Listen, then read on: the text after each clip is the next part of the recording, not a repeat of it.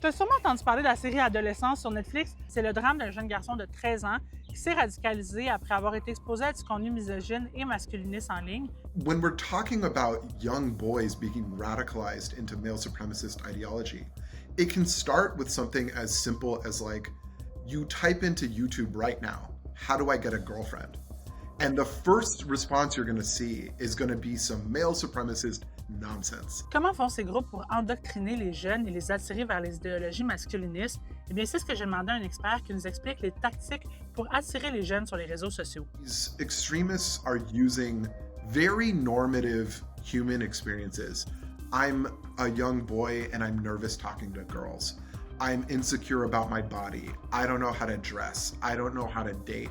I'm feeling ashamed of still being a virgin and I don't know what to do with that.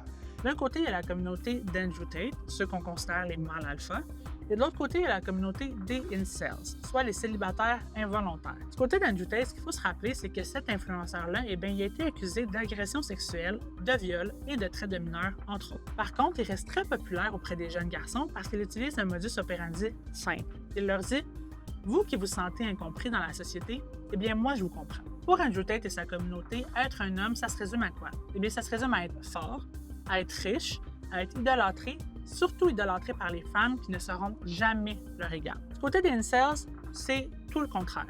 On mise sur la honte et on mise sur la solitude. Parce que pour faire partie de ce groupe, il faut n'avoir connu aucun succès amoureux. Et ça, c'est la faute de qui?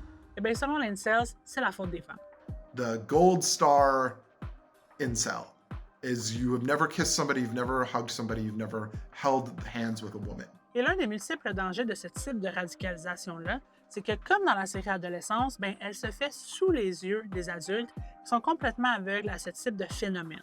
On peut prendre par exemple les incels qui utilisent des émojis jusqu'à là très anodins pour véhiculer des messages lourds de sens aux connotations masculinistes. On peut prendre l'exemple du 100% qui définit la théorie 80-20. Qu'est-ce que ça veut dire?